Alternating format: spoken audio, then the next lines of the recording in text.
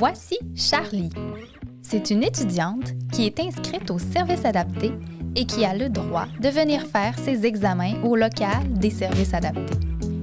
Aujourd'hui, nous suivrons Charlie dans sa préparation et sa passation d'examen. Charlie réserve ses examens sur DESA au moins 5 jours à l'avance. Elle prévoit faire ses examens en même temps que son groupe et, si cela n'est pas possible en raison d'un horaire trop chargé, elle rencontre ou prend contact avec son professeur dès le début de la session afin de trouver des alternatives possibles. Si elle éprouve des difficultés à se connecter sur DESA ou qu'elle a des questions, elle se présente au local des services adaptés où l'agent pourra l'aider. Si elle n'a pas fait sa réservation au moins 48 heures à l'avance, soit 2 jours, celle-ci sera refusée. Elle fera alors son examen en classe avec son groupe.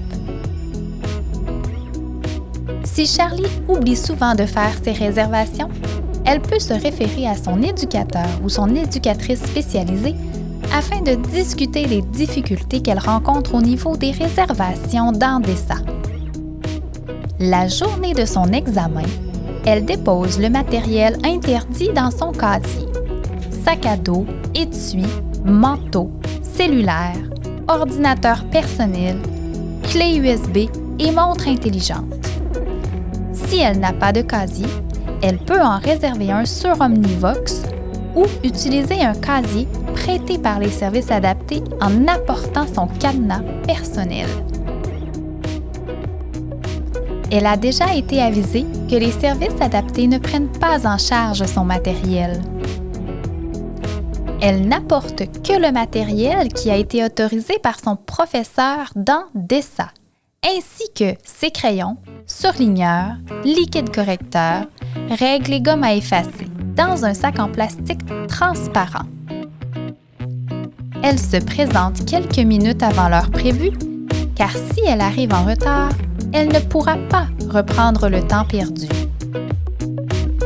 Le surveillant d'examen vérifie son matériel et, s'il n'est pas conforme à celui autorisé, il accompagne Charlie auprès de son professeur pour le faire valider.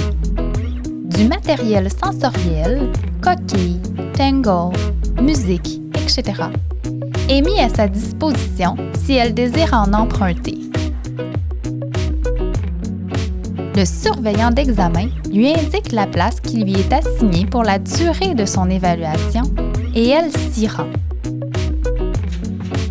Comme le surveillant d'examen n'est pas dans le local, Charlie sait qu'elle est filmée afin d'être surveillée comme elle le serait en classe.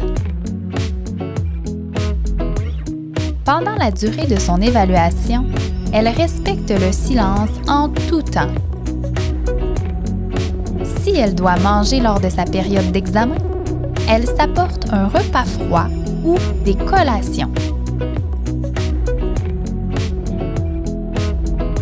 Elle évite les aliments dont les odeurs peuvent déranger les autres et les emballages qui peuvent être bruyants. Les sorties pour aller à la salle de bain sont autorisées. Pour ce faire, elle demande au surveillant d'examen le temps venu. Toutefois, le temps utilisé ne peut être repris à la fin. Charlie sait que le surveillant d'examen n'est pas autorisé à répondre aux questions au sujet de l'examen. Il peut toutefois accompagner Charlie afin que celle-ci puisse poser la question directement à son professeur. Le temps utilisé est alors ajouté à son heure de fin. Comme en classe, Charlie sait que si elle se fait prendre à plagier ou tricher avec du matériel non autorisé, sa période d'examen sera interrompue. Comme pour les autres étudiants, toute situation qui contrevient à ce règlement sera rapportée à son professeur et les mesures nécessaires seront prises selon les sanctions prévues par le collège.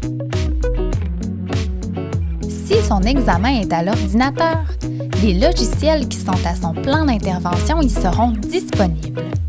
Elle ouvre le document à son nom sur le bureau de l'ordinateur et elle enregistre souvent à l'aide de la disquette. Quand Quand elle a terminé, elle glisse son document dans Remise travaux et elle ne le supprime pas. Elle va ensuite rejoindre le surveillant d'examen qui imprime son document. Charlie vérifie qu'il s'agit bien de son examen, que c'est la bonne version et que toutes les pages sont présentes. Charlie signe la copie qui sera remise à son enseignant. Pour les examens faits en plusieurs périodes, les services adaptés conservent tous les documents entre les périodes. Que ce soit papier ou électronique, Charlie respecte l'heure de fin de son examen. Elle nettoie également son cubicule afin de laisser l'endroit propre pour les autres étudiants.